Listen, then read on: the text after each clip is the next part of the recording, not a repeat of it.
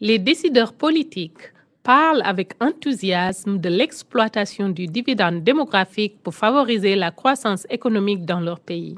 Avec toutes les évolutions positives en cours, telles que les améliorations dans l'éducation, la santé et la réduction de la pauvreté, nombreux sont ceux qui pensent que l'accélération de la croissance économique est imminente. Mais il reste beaucoup à faire, sachant que près de 2 Africains sur 3 vivent encore avec moins de 2 US$ par jour. Le dividende démographique est l'accélération de la croissance économique qui peut résulter d'une évolution de la structure par âge de la population, accompagnée d'investissements stratégiques dans la santé, l'éducation, la politique économique et la gouvernance. Un dividende démographique n'est cependant en aucun cas automatique. Le point de départ est la structure par âge de la population et le nombre d'enfants à charge par rapport à la population plus âgée en âge de travailler. La diminution du nombre de naissances annuelles s'accompagne de la diminution de la jeune population dépendante par rapport à la population en âge de travailler. Lorsque le nombre de travailleurs augmente et que le nombre de jeunes dépendants diminue, un pays dispose d'une fenêtre d'opportunité qui favorise l'accélération de la croissance économique. Ce phénomène est baptisé le dividende démographique. Regardons de plus près l'évolution de la structure de la population dans 2 pays, la Thaïlande et le Rwanda. Nous commencerons par la pyramide des âges de la Thaïlande en 1960. Chaque couche de ce schéma est un groupe d'âge et la largeur de chaque couche représente la proportion de la population dans ce groupe d'âge. Ce schéma ressemble à une pyramide car lorsque les couples ont beaucoup d'enfants, plus de personnes s'ajoutent chaque année au groupe d'âge plus jeune situé à la base de la pyramide. En 1960, plus de 40% de la population thaïlandaise avait moins de 15 ans et les femmes avaient en moyenne 6 enfants. Au cours des années 1960 et des décennies qui ont suivi, les taux de mortalité ont diminué, le désir d'avoir moins d'enfants a augmenté et les investissements dans la planification familiale ont permis une baisse rapide de la fécondité. Dans les années 1990, les femmes avaient en moyenne 2 enfants chacune, ce qui entraîna le ralentissement de la croissance démographique. En 2010, la population de la Thaïlande était plus importante et la structure par âge s'est transformée avec la diminution de la population jeune. Ce changement dans la structure par âge a contribué à accélérer la croissance économique.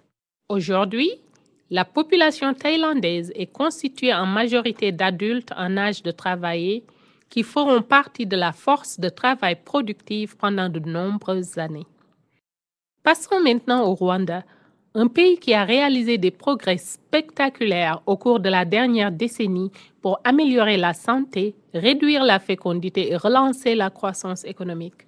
Tout comme dans la majeure partie de l'Afrique aujourd'hui, la structure par âge du Rwanda est jeune, sachant que 40% de la population est âgée de moins de 15 ans et que les femmes ont en moyenne 4 à 5 enfants.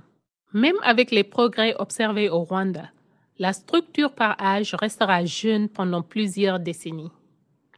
En 2030, si la fécondité continue de baisser et que chaque femme a près de 3 enfants, 35% de la population du Rwanda sera âgée de moins de 15 ans, un pourcentage plus élevé que dans n'importe quel pays, y compris la Thaïlande qui a réalisé un dividende démographique.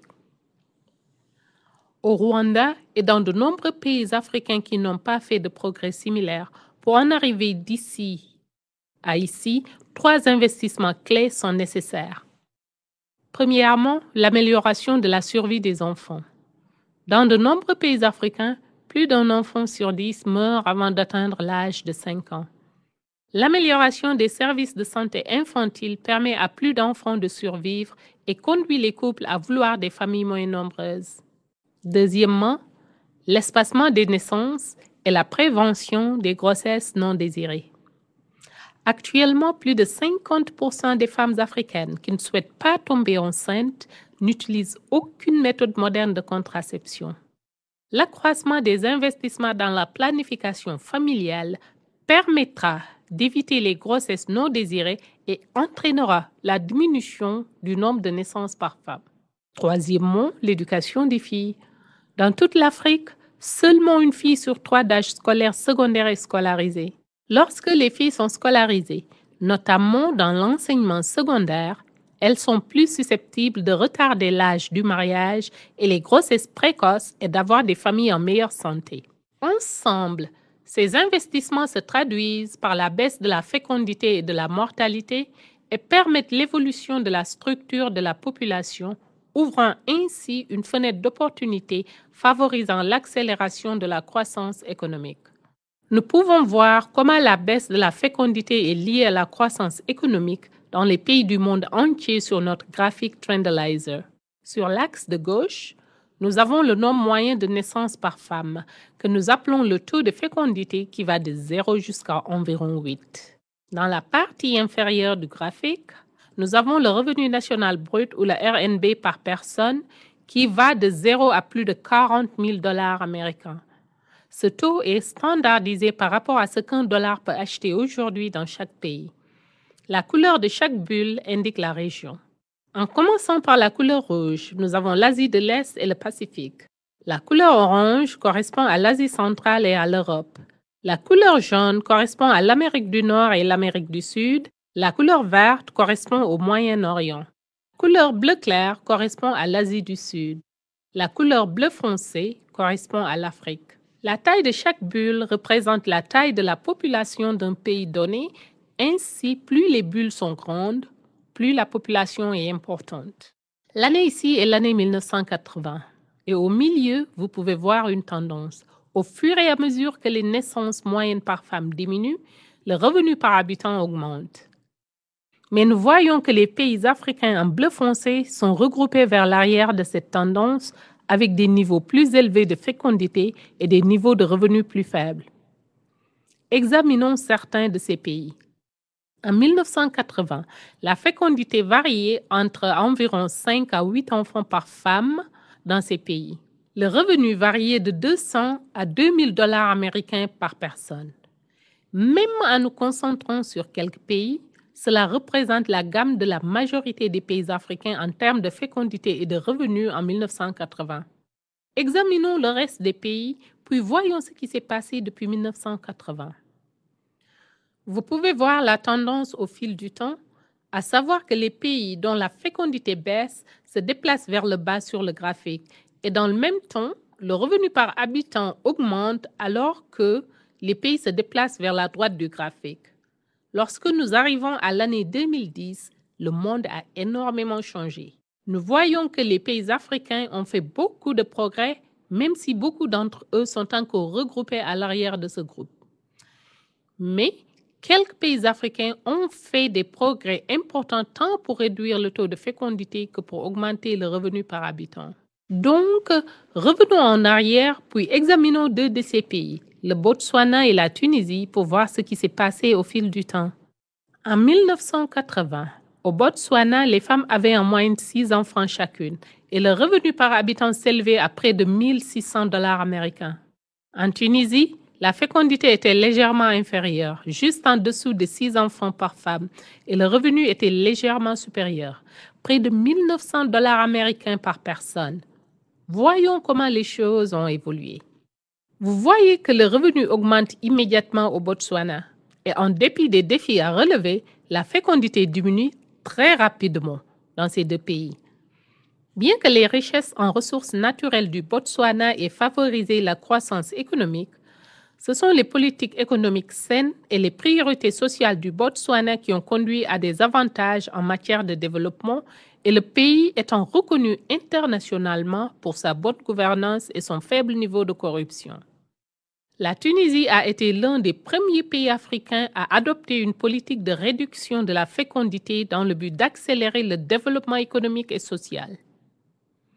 Le Botswana et la Tunisie ont tous deux accordé la priorité à l'éducation pour les filles et les garçons et ont régulièrement investi dans l'accès aux soins de santé.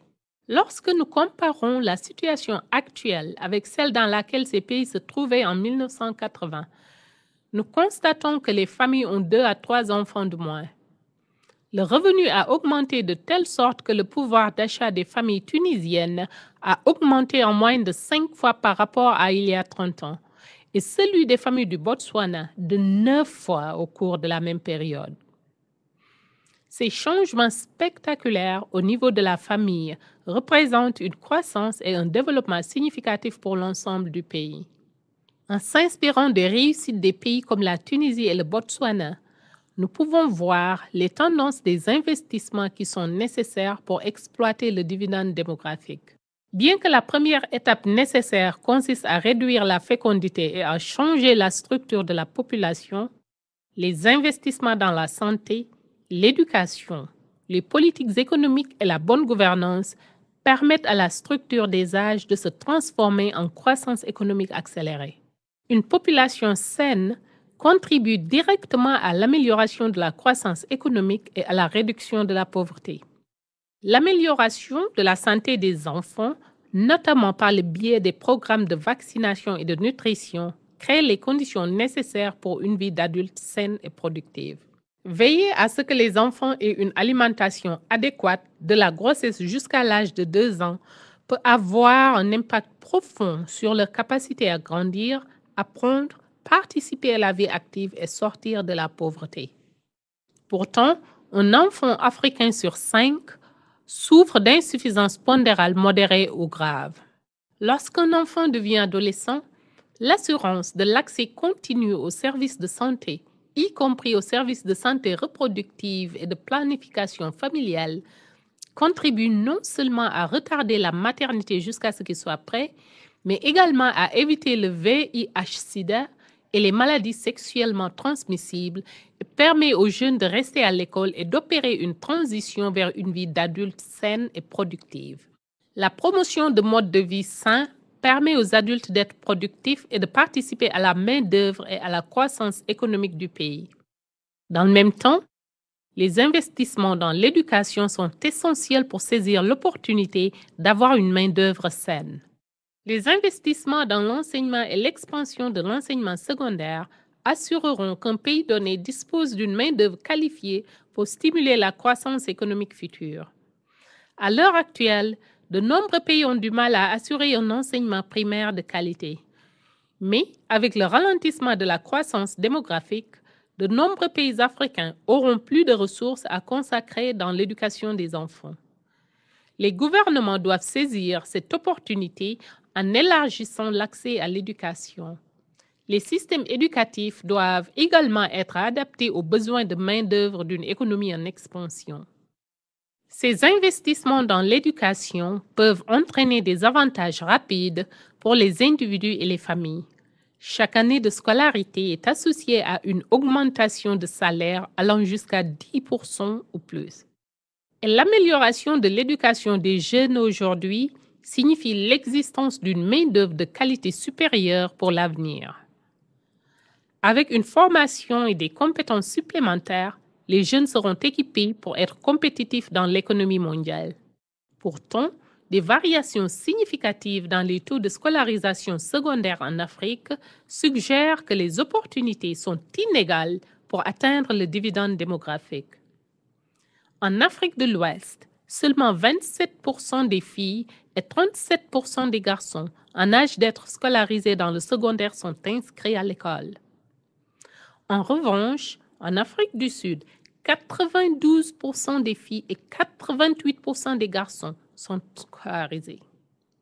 L'amélioration de la scolarisation dans l'enseignement secondaire, en particulier pour les filles, permet d'accélérer les progrès vers le dividende démographique. Mais pour réaliser pleinement les avantages des investissements dans les secteurs de la santé et de l'éducation, ils doivent être accompagnés de politiques économiques favorables à la création d'emplois pour la population croissante de jeunes et de possibilités d'exploiter le pouvoir de la transformation de la structure par âge. Avec moins d'enfants et des niveaux plus élevés d'éducation, davantage de femmes auront l'opportunité d'avoir des emplois rémunérés et de meilleures compétences. Des politiques économiques saines augmenteront l'emploi de manière significative en favorisant la croissance de la main-d'œuvre qualifiée. Les gouvernements doivent modifier les priorités économiques dans les secteurs qui peuvent absorber les jeunes d'aujourd'hui, tels que la production, les services et la technologie. Les gouvernements doivent assurer que les femmes et les hommes ont des chances et des compétences égales en matière de main-d'œuvre. Des politiques économiques saines permettent également de promouvoir le libre-échange et l'ouverture des marchés, d'attirer les investissements étrangers et nationaux et d'aider à la croissance du secteur privé. En outre, il convient d'encourager la promotion de l'épargne personnelle et d'élargir l'accès aux opportunités économiques pour les communautés rurales et les pauvres par le biais de programmes de microfinance ciblés. Enfin, des bonnes pratiques de gouvernance, y compris l'état de droit, la stabilité et la sécurité, l'efficacité et la reddition de comptes, ainsi que des institutions fortes et transparentes, sont essentielles pour exploiter le dividende démographique. En effet, la bonne gouvernance est un élément essentiel pour faire tourner les roues du progrès et tirer parti du pouvoir du dividende démographique. Chacun de ces domaines d'investissement contribue à transformer la possibilité d'un dividende démographique dans la réalité de la croissance économique accélérée. Tout commence par un changement de la structure par âge de la population, qui repose sur l'abaissement de la fécondité grâce à l'accès à la planification familiale volontaire, l'amélioration de la santé des enfants et l'éducation. Les investissements dans les services de santé et d'éducation favorisent une main-d'œuvre saine, productive et qualifiée. Les politiques économiques favorisent la croissance de l'emploi, le commerce et les investissements étrangers, tandis que la bonne gouvernance s'appuie sur la participation civique et la confiance dans les institutions gouvernementales et sociales. Chaque secteur est important s'agissant du développement économique, mais aucun secteur à lui seul ne peut transférer la dynamique de la transformation de la structure par âge vers la croissance économique d'un dividende. Tous les rouages doivent fonctionner ensemble. Une fois que chaque composante sera en place, les rouages se mettront à tourner et s'enclencheront, poussant le pays vers la promesse d'un développement et d'une prospérité accélérée en exploitant le dividende démographique.